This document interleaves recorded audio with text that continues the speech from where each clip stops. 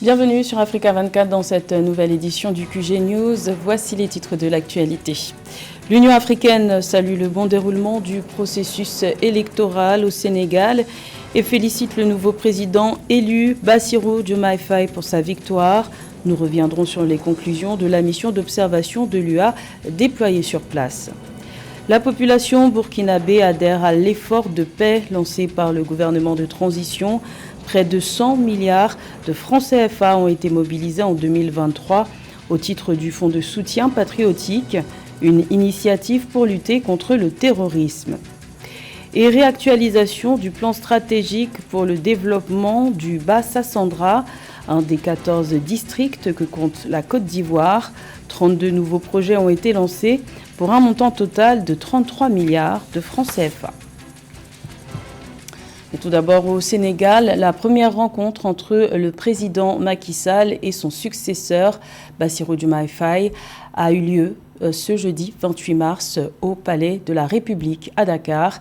Le vainqueur de l'élection présidentielle du 24 mars était accompagné du leader du parti dissous PASTEF, l'opposant Ousmane Sonko. Les discussions ont tourné autour des grands dossiers de l'État, mais aussi de la cérémonie de prestation de serment, ainsi que de la passation de pouvoir selon la présidence. Rappelons que le deuxième et dernier mandat du président Macky Sall s'achève le 2 avril. C'est à cette même date que devrait se tenir la cérémonie de prestation de serment du nouveau président sénégalais. Bassirou Diomaye Faye, que l'Union africaine félicite pour sa victoire à l'élection présidentielle du 24 mars. Dans un communiqué publié ce vendredi, l'institution panafricaine a salué le bon déroulement du processus électoral et l'acceptation unanime des résultats, une position qui renforce les conclusions de la mission d'observation de l'UA déployée sur le terrain. Plus de détails avec Cheikh Omar Kamara.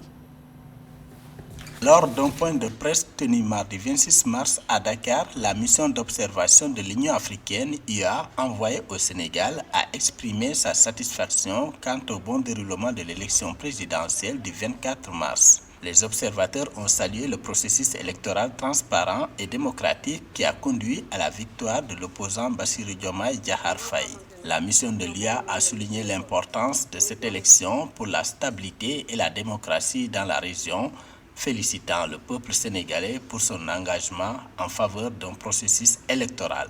La mission félicite les acteurs, candidats, partis et coalitions en lice, ainsi que l'organe de gestion des élections impliqués dans l'organisation du scrutin. Et les encourage à poursuivre le dialogue, à garder la sérénité et préserver la paix, la sécurité dans ce pays. Elle exhorte les candidats à recourir, le cas échéant, aux moyens légaux en cas de contentieux pour préserver cette unité nationale. La mission de l'UA, selon son chef de file, estime également qu'il est nécessaire de maintenir les acquis démocratiques du Sénégal, conduisant le président sortant Macky Sall à féliciter son successeur Bassirou Diomaye Faye. La mission associe ses remerciements au président sortant, son Excellence Macky Sall, pour avoir fait montre de cette pratique et de cette courtoisie démocratique en félicitant lui-même son probable successeur. Malgré qu'il n'était pas candidat, cela mérite du respect et de la considération. Outre l'Union africaine et de nombreuses institutions, l'Organisation internationale de la francophonie, à travers sa secrétaire générale, Louise Mushikiwabo, a également félicité les autorités et l'ensemble du peuple sénégalais pour le déroulement pacifique du scrutin. Louise Mushikiwabo a en outre salué la victoire de Bassirou Diomaye Diakhar Faye à la présidentielle et souhaité le maintien de la stabilité et des acquis démocratiques du Sénégal. C'est le prix de la lutte contre le terrorisme au Burkina Faso. Près de 100 milliards de francs CFA ont été mobilisés en 2023 au titre du Fonds de soutien patriotique, une initiative chère au gouvernement de transition. Le but, soutenir et accompagner les efforts de défense et de sécurisation du territoire national. Les précisions de Samantha Saberou-Saboubanga. Pour soutenir la lutte contre le terrorisme au Burkina Faso, plus de 99 milliards de francs CFA ont été mobilisés en 2023 par le Fonds de soutien patriotique FSP. Une annonce faite mardi 26 mars 2024 par le ministère de l'Économie, des Finances et de la Prospérité. Il faut dire déjà qu'on peut se réjouir du fonctionnement en tout cas, du Fonds de soutien patriotique. Parce qu'en termes de chiffres, nous avons pu mobiliser environ 99 milliards de francs CFA au titre de l'année 2023. C'est vrai qu'initialement, en 2023, le niveau on était à 100 milliards, mais ensuite il y a eu une correction qui avait ramené le niveau de mobilisation à 80 milliards. Et on a pu faire 99 milliards. Face aux différents acquis engrangés, le Premier ministre, par la voix du ministre de l'Économie et des Finances, a laissé entendre que le Fonds de soutien patriotique a accompli sa mission malgré un contexte socio-économique et politique régional et international difficile. Les dépenses de 2023 se sont élevées à 76 milliards de francs CFA et sont constituées de frais de personnel, des acquisitions d'équipements, de carburant, de formation et de services, indique la presse locale.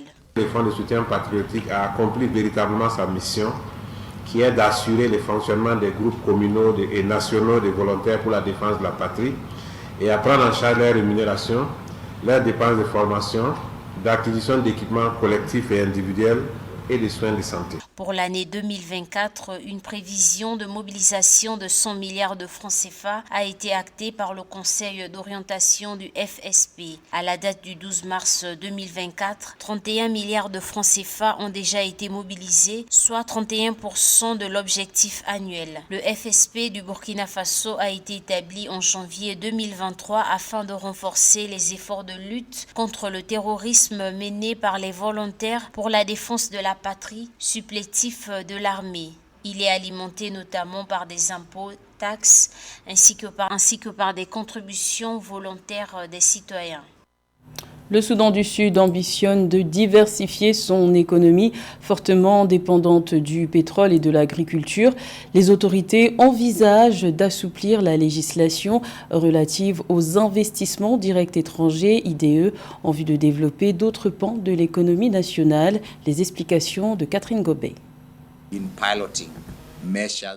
Au Soudan du Sud, les autorités envisagent de réduire la dépendance du pays aux exportations de pétrole, estimée à 90% de ses revenus, en promouvant de nouvelles initiatives pour attirer davantage d'investissements étrangers. En effet, bien que le rapport sur l'investissement dans le monde 2022 de la CNUSED ne fournisse pas de données sur le Soudan du Sud, selon l'édition 2021, les entrées d'IDE dans le pays sont passées d'une valeur négative de 230 millions de dollars en 2019 à 18 millions de dollars en 2021. C'est dans ce cadre que le gouvernement a mis sur pied en décembre 2023 la stratégie nationale d'exportation et d'investissement dans le cadre de la mise en œuvre de la ZLECAf 2023-2027 qui devrait entrer en vigueur à compter du mois de juin 2024. Le gouvernement du Soudan du Sud continue de définir le cadre légal, les lignes directrices, les politiques et les systèmes de gestion nécessaires pour créer un environnement propice à l'éclosion d'entreprises qui participent à la construction de la nation. En lançant des réformes politiques et des initiatives vitales en matière d'infrastructure, le gouvernement du Soudan du Sud veut aussi réduire sa dépendance à l'aide extérieure et promouvoir davantage les échanges commerciaux avec d'autres pays africains. Pour l'heure, l'Ouganda figure parmi les principaux pays qui investissent au Soudan du Sud après la Chine et l'Inde dans le secteur du pétrole. Garantir un secteur financier solide est essentiel pour soutenir l'offre d'investissement local et la croissance économique. Stanbic Bank a investi dans des différents secteurs pour fournir des solutions comme jamais auparavant. Selon des données de la Banque africaine de développement, le PIB du Soudan du Sud devrait remonter à 4,6% sur l'exercice 2023-2024 sous l'effet de l'augmentation de la production nationale de pétrole et de la hausse des prix mondiaux du pétrole. La Côte d'Ivoire poursuit l'exécution de ses projets de développement. Le plan stratégique pour le développement du district du Bas-Sassandra a été réactualisé. Objectif affiché, rehausser les valeurs locales et touristiques en vue de faire de ce district un pôle économique majeur du pays. Les précisions de Marie-Roger Kouao. En Côte d'Ivoire, le développement du district autonome du Bas-Sassandra est l'une des priorités majeures du gouvernement. Depuis 2015, des schémas directeurs sont mis en place, actualisés et réactualisés pour améliorer les valeurs locales, économiques et touristiques de ce district. Après la réalisation de 32 projets sur 141 prioritaires, une réactualisation du plan de développement du district mettant en avant de nouvelles priorités est faite. Le plan qui a été développé identifie un certain nombre de projets, de programmes afin de permettre le développement harmonieux dans une perspective de développement durable du district autonome du Bas-Sassandra. Pour ce plan de développement réactualisé, 36 projets d'une valeur de 33 milliards de francs CFA seront lancés. Le gouvernement compte mettre l'accent sur les infrastructures routières qui connaissent déjà une avancée, la préservation de l'environnement, les ressources extractives, la production agricole et sur la valorisation des atouts touristiques. Les études sont parties de la base des villages, des campements jusqu'au sommet pour ne pas rater toute information qui puisse permettre de sortir ce document. Il nous appartient donc de créer ces conditions, d'aller chercher les investisseurs pour pouvoir venir le faire. Selon les études réalisées par le Bureau national d'études techniques et de développement, BNET, ces 141 projets devraient permettre au district de mieux contribuer au développement économique de la Côte d'Ivoire. Ces projets portent un coût global de 1563 milliards 170 millions de francs CFA. On note un écoulement de plus de 60 milliards de francs CFA depuis le début du projet. 2 mois après la tenue de la Coupe d'Afrique des Nations de football, la Côte d'Ivoire fait le bilan. Le pays organisateur et vainqueur de la 34e édition de la CAN attribue le succès de cet événement à l'implication des jeunes bénévoles et volontaires ivoiriens. Le modèle pourrait d'ailleurs être repris pour l'organisation d'autres grands événements internationaux que le pays aurait à organiser. Le point avec Philippe Akwa. En Côte d'Ivoire, le succès de la 34e édition de la Coupe d'Afrique des Nations de football a été en partie attribué à l'engagement de 30 000 jeunes ivoiriens et africains mobilisés par le ministère ivoirien de la promotion de la jeunesse. Le mardi 26 mars 2024, le Premier ministre Robert Begremambé ainsi que les membres du gouvernement et le président du COCAN ont exprimé leur reconnaissance et ont présenté le trophée de la CAN remporté par les éléphants lors d'une cérémonie dédiée aux bénévoles et volontaires. Tous ces jeunes seront reversés dans le corps des bénévoles et des volontaires pour qu'ils puissent continuer leur mission.